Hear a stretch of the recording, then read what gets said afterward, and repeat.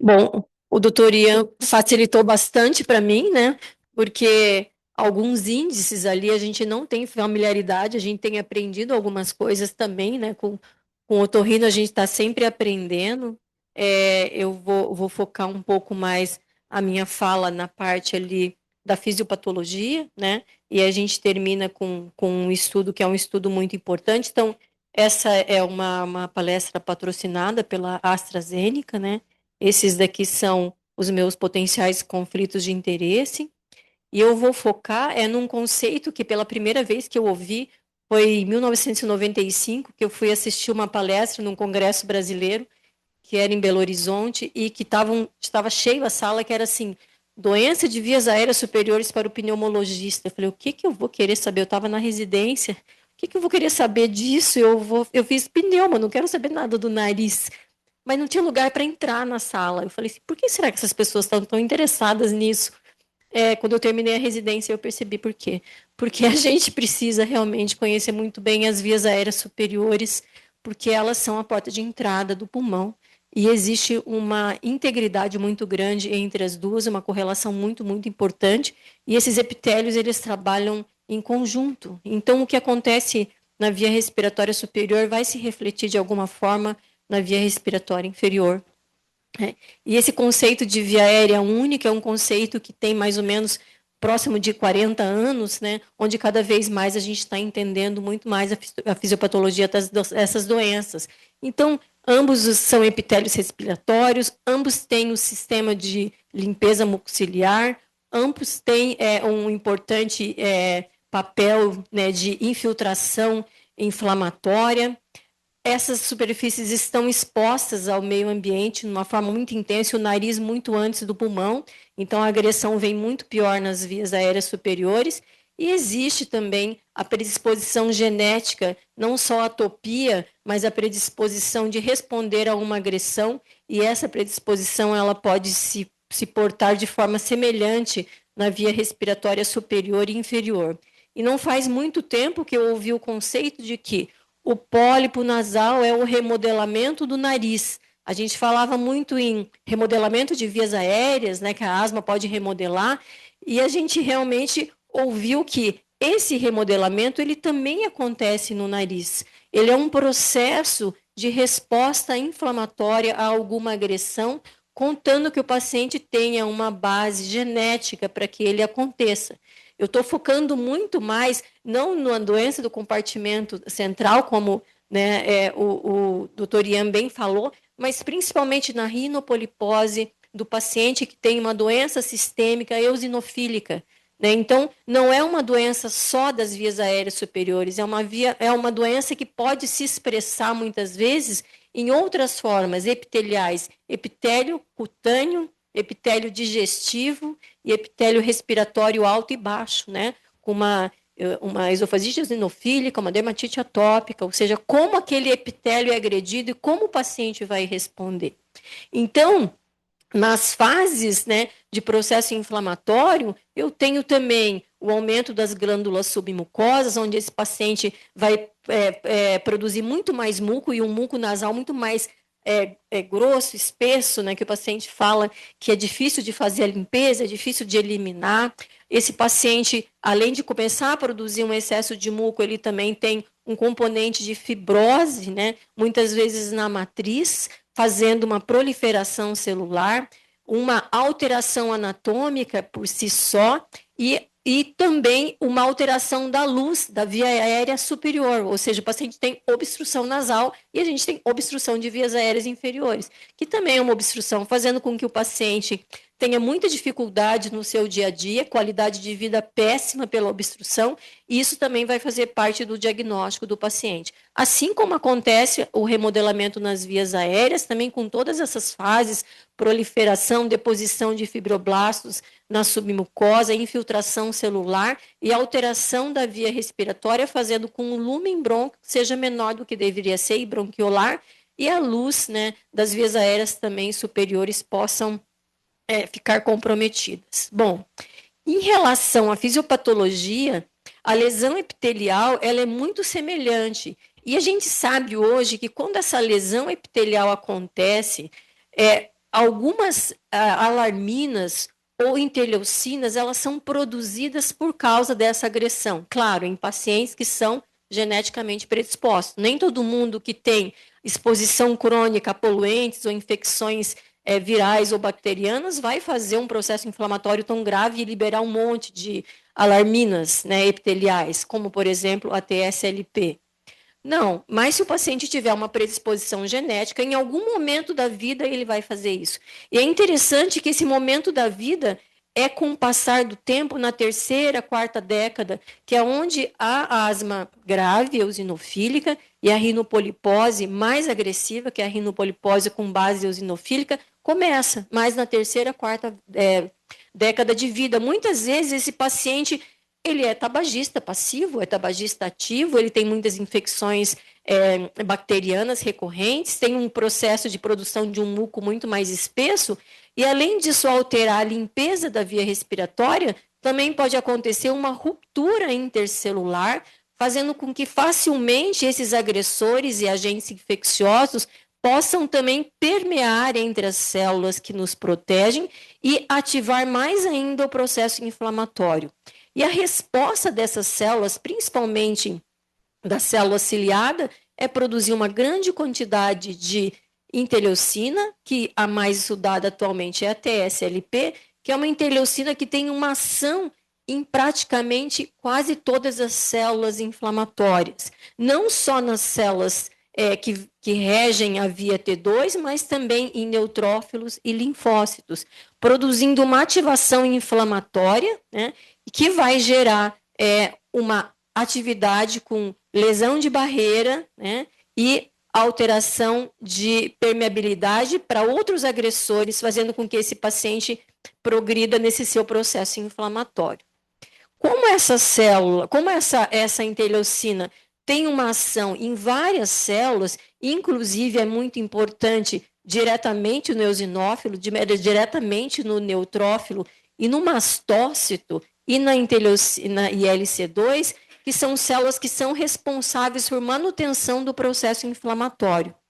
Isso é muito importante porque, mesmo nas doenças onde se predomina o processo inflamatório, a TSLP vai alimentar esse processo. Mas, se eu tenho uma inflamação mista, que além de eosinófilo, também tem um processo neutrofílico crônico, que pode ir acontecendo com o passar do tempo, de tanta infecção bacteriana, que vai ativando a via T3, perdão, eu também tenho uma ação da TSLP, ou seja, é uma alarmina, é uma interleucina que também pode ativar outras vias inflamatórias, fazendo com que o paciente, mesmo que ele não seja o eosinofílico puro, ele também pode aumentar o número de neutrófilos nesse processo inflamatório. Isso é muito importante porque a gente vai ver na terapêutica, nem todo paciente tem uma eosinofilia pura.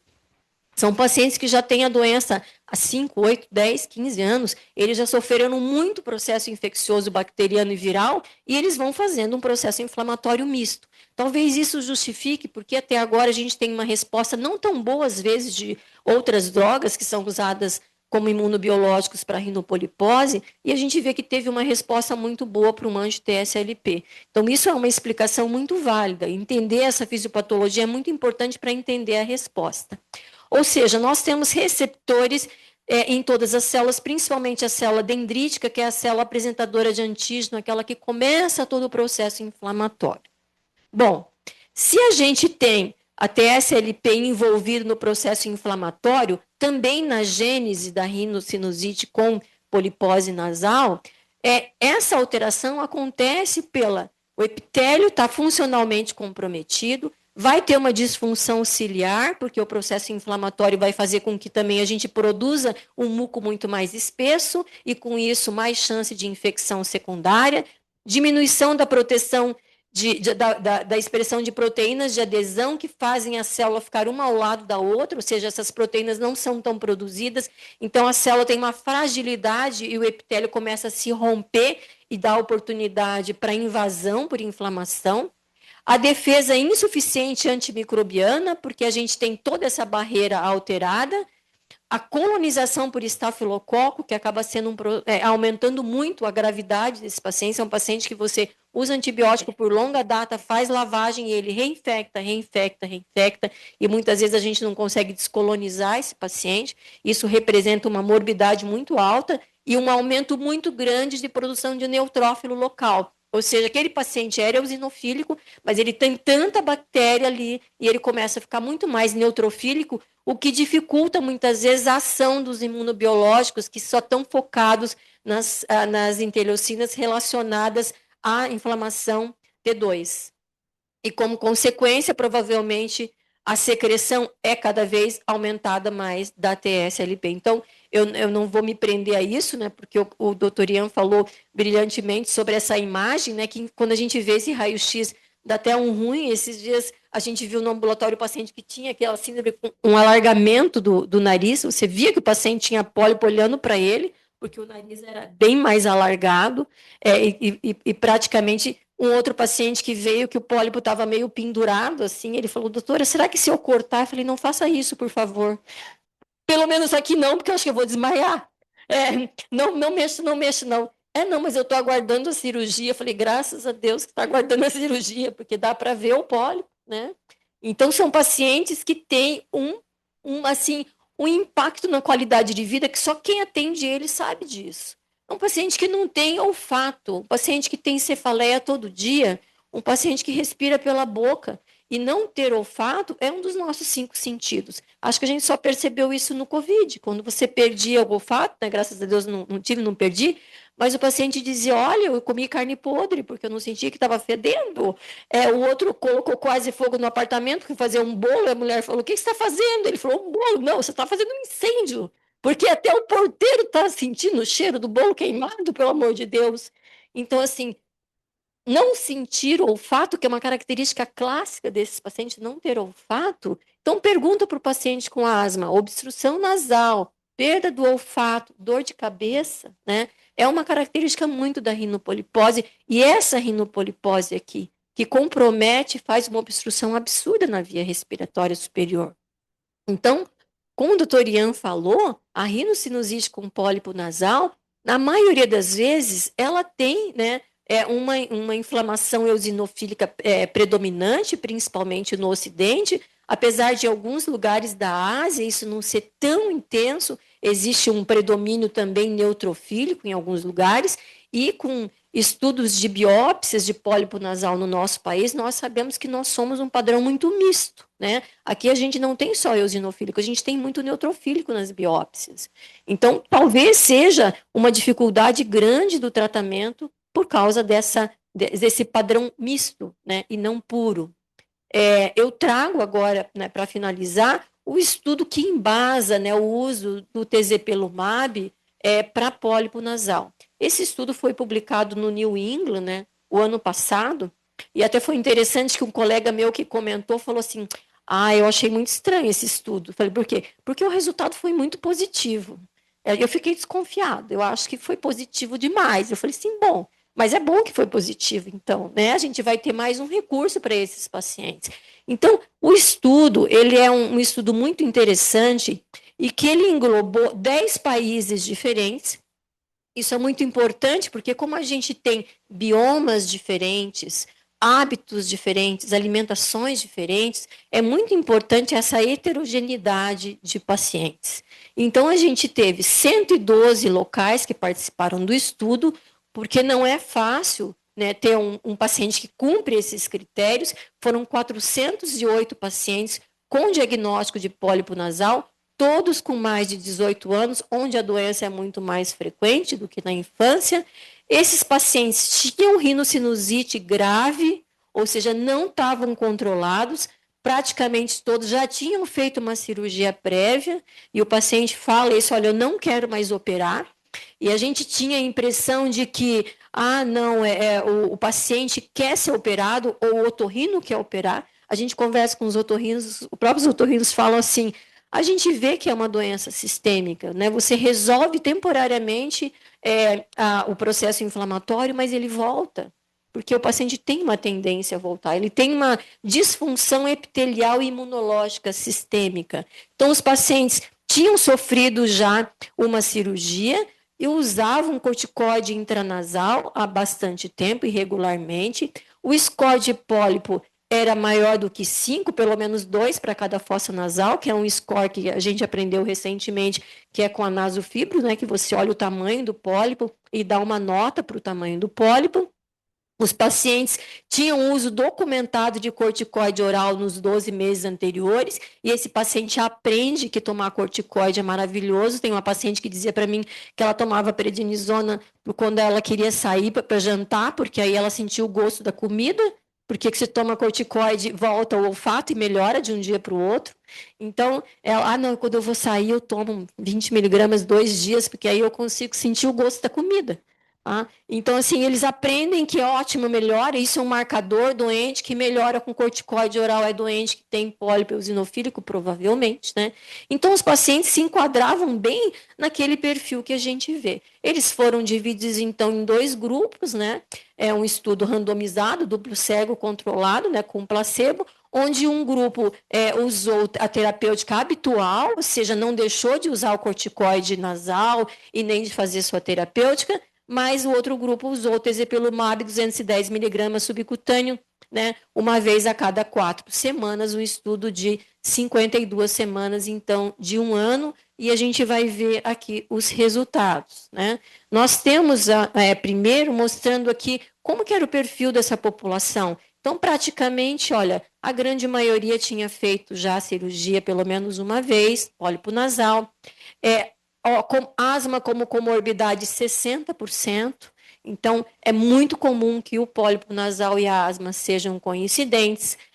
Uma porcentagem de entre 15 a 20% tinham DREA, que é a doença respiratória exacerbada pela aspirina, e contagem de eosinófilos séricas nos 2 grupos era maior do que 150, caracterizando, então, pacientes eosinofílicos, né? Essas pontuações são pontuações, quando a gente viu uma pontuação em relação ali, se você me corrija, do impacto, né, e da olfato do paciente, eu acho que o upside é isso. Uhum. Isso. Do olfato.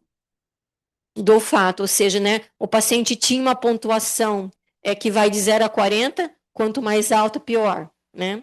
Os pacientes tinham a pontuação do SNOT 22, que é muito interessante, né? Porque é qualidade de vida mesmo. Né? Você responde, uma vez eu tomei a curiosidade de responder quanto que aquilo está impactando na vida do paciente em vários aspectos, qualidade do sono, dor de cabeça, obstrução, olfato está incluído, né, nesse teste de 22 perguntas, né, que vai de 0 a 110, então a gente vê aqui que acima de 14, né?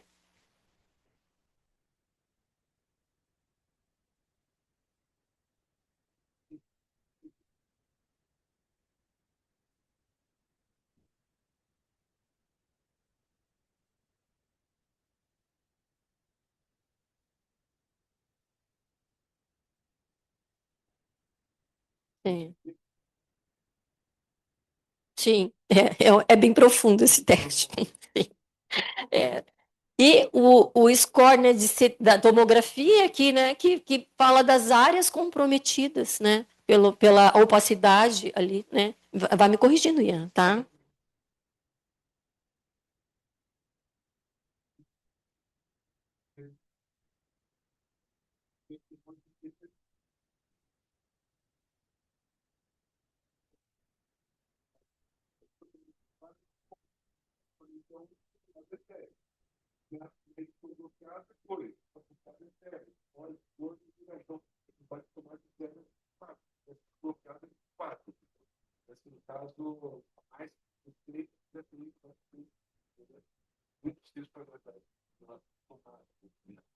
A gente vê ali 18,9, 18,5, ou seja, alto, né? Então, pacientes muito comprometidos, tá?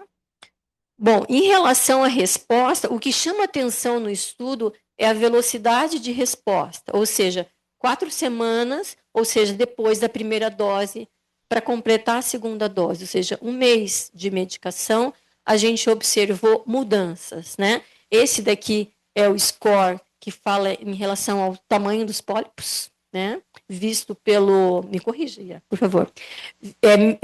Visto pela nasofibra, ou seja, uma redução realmente do tamanho dos pólipos muito significativa já nas primeiras 4 semanas, ou seja, depois da primeira dose, né? E isso foi reduzindo progressivamente até ao final de 52 semanas, com uma diferença estatística muito significativa, ou seja, uma redução volumétrica do pólipo, né? Talvez por isso a melhora dos sintomas tão rápido, como se você tivesse diminuindo ali.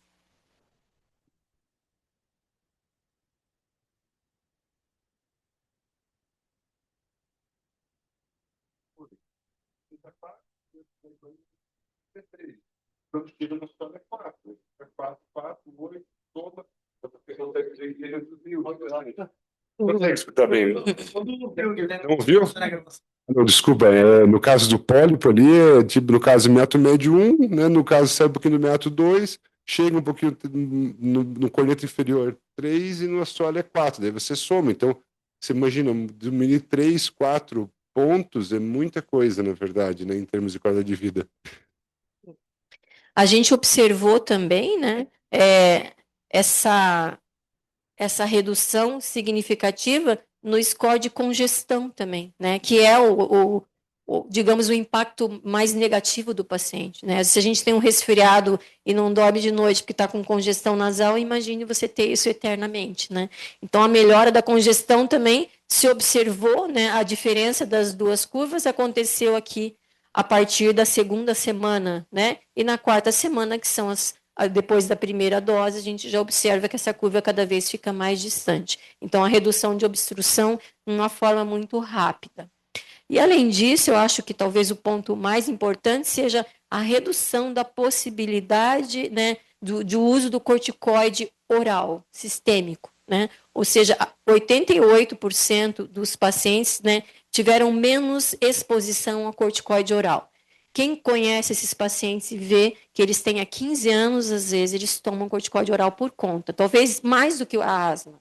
Né, 20, 40 miligramas, injetável, né, mensal, a gente vê muito isso ainda, é barato, vai na farmácia, faz, né, uma betametasona intramuscular e fala, fico bem por uns 2 semanas, mais ou menos, aí começa de novo. Então, pacientes que ficam com xingóides por causa disso.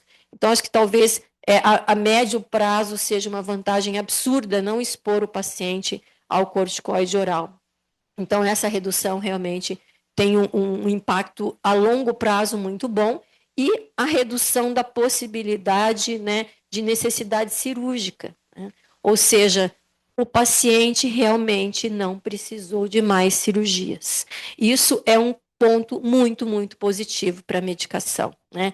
E assim, até quando a gente conversou sobre isso numa reunião, se falou assim, mas isso não vai ser ruim para o otorrino, não operar, mas não vai fazer muita falta. Não é uma cirurgia muito legal, eu acho, assim. Uma cirurgia extensa, agressiva, pelo menos o paciente fala isso para a gente, né? A gente acompanha no pós-operatório. Talvez por o Ian seja uma coisa que é do dia a dia dele, mas o paciente fala, o pós-operatório é extremamente doloroso, é um pós-operatório onde o paciente tem um impacto muito grande nas primeiras semanas, ele realmente fala que a sensação que dá é que, tipo, não quero fazer mais essa cirurgia nunca mais, mas ele sabe que, como dizem alguns otorrinos, às vezes a recidiva acontece na repai, né? Já o pólipo já está crescendo de novo, de tanta intensidade, se o paciente tem uma doença muito intensa. Pode fazer o teu comentário. Eu acho assim, que a cirurgia, assim como vocês têm o paciente da asma, claro, vocês têm uma boa porcentagem dos pacientes que vocês controlam com medidas tradicionais. Então, a cirurgia também, uma cirurgia bem adequada, ela vai ajudar muito. Mas eu penso que um paciente que recidivou hoje em dia, então chega no consultório, por exemplo, paciente com polipose, nunca operou. Eu já tenho obrigação, no primeiro momento, explicar para ele que ele é uma doença inflamatória, que ele pode ser um candidato ao biológico no futuro, porque isso faz ele entender que ele vai ter que tratar eternamente, entendeu? Não existe milagre, ele vai ter que usar corticoide. É que nem o paciente com asma que vai chegar, não, eu vou usar bombinha 2 meses e vou estar curado. Não é assim, entendeu, né? Então, nesse caso, mesmo o paciente que vai fazer, puxa, se eu já recidivou uma vez, Às vezes foi uma cirurgia não completa, mas se eu fiz uma cirurgia muito grande, é um pepino para o otorrino. É melhor que ele comece um teste, ele provavelmente, né, um biológico, provavelmente depois de um tempo ele vai ter algum pólipo. Ainda, né, às vezes acontece, ele diz, doutor, depois que eu estou tratando isso melhorou muito, mas ainda tem uma sinusite, só que ele volta a ser um paciente com uma sinusite num padrão normal. Então, eu acho que a cirurgia não é o problema, entendeu? Ele vai precisar fazer uma hora ou outra e com o biológico torna o controle muito melhor, na verdade, né? Então, Sim. Bom, o que a gente observou também é em relação à melhora do olfato, né? A melhora do olfato talvez seja o ganho, um dos ganhos mais perceptíveis, né, para o paciente. E esse ganho, ele também aconteceu numa diferença ali, né, que se distanciou muito com 4 semanas. Ou seja, o fato do paciente voltar a sentir cheiro depois da primeira dose de uma medicação é uma coisa mágica para o paciente, né? Isso realmente fez muita diferença e vai pesar muito na melhora da qualidade de vida desses pacientes. Então, a gente vê aqui, né, na melhora da anosmia, do basal, né, para a semana 4, né, para a semana 52. Então, o paciente pode continuar com a hiposmia, mas a anosmia mesmo tem uma melhora muito significativa, o que a gente não viu no placebo. Até talvez é interessante, né, o efeito placebo de ter diminuído um pouco, talvez a assiduidade em usar o medicamento, em fazer a lavagem nasal, nas medidas que tem que fazer gerais, que é o efeito do grupo placebo, que é cobrado também. Mas a gente vê assim essa disparidade, olha, com praticamente aqui com uma melhora tão significativa da anosmia no passar aí de 52 semanas. Além disso, do SNOT 22, né, que é esse teste de qualidade de vida para quem vive com um pólipo, também por causa da melhora da anosmia, da obstrução, o SNOT acaba caindo bastante também na 4ª semana, que é onde o paciente começa a melhora aqui de sinais de melhora de qualidade de vida, e a gente vê uma diferença muito, muito grande de pontuação, lembrando que vai de 0 a 110, então cair 45 pontos praticamente partindo, né, do que partiu, realmente é uma melhora muito, muito significativa. Além disso, a gente também na melhora, né, dos sintomas em geral, do score total dos sintomas, assim como a qualidade de vida melhorou, a melhora dos sintomas também acompanha isso numa melhora progressiva partindo aqui da 2ª semana para a 4ª semana.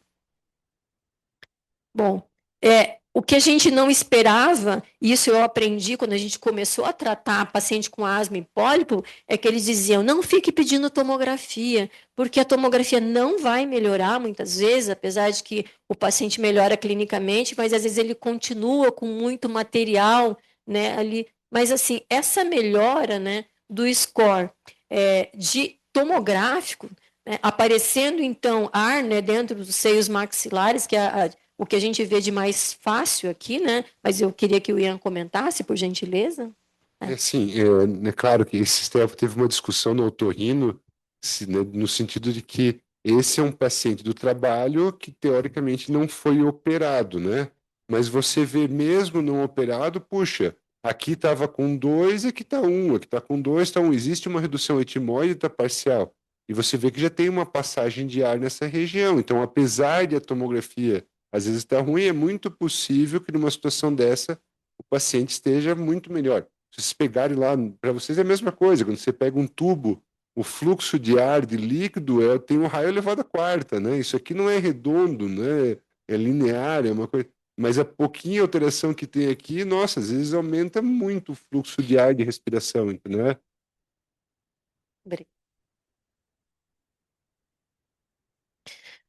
E eu acho que talvez uma das coisas muito, muito relevantes seria o fato dos efeitos colaterais, ou seja, né, da segurança da medicação, onde vemos que qualquer evento adverso, né, que produziu descontinuidade foi aqui praticamente um pouquinho melhor do que o placebo, ou seja, uma droga segura.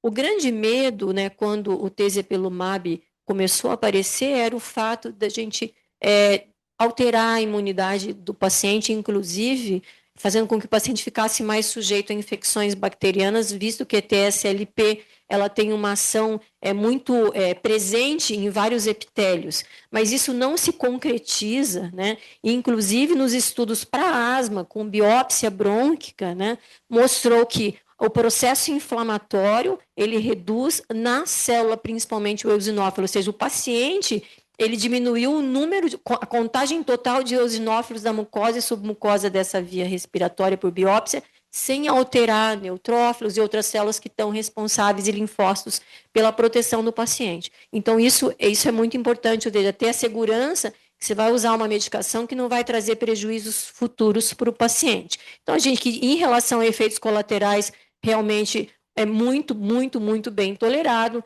Isso faz faz uma diferença muito grande quando você pensa em escolher uma terapêutica que te dá mais segurança e que você sabe que não vai acontecer nenhum efeito adverso, não tendo muita limitação em relação ao número de eosinófilos, ou o valor do IgE, ou o peso corporal do paciente, que é uma coisa que para os outros imunobiológicos impede um pouco que a gente use em determinadas situações. Então, de conclusões, o estudo Waypoint, que foi esse que eu mostrei para vocês, é o primeiro estudo global, né, de fase 3, para avaliar os benefícios do tratamento de uma terapia biológica anti-TSLP, né, que é o TESPIRI, em pacientes com rinocinusite crônica e polipose nasal grave e não controlada.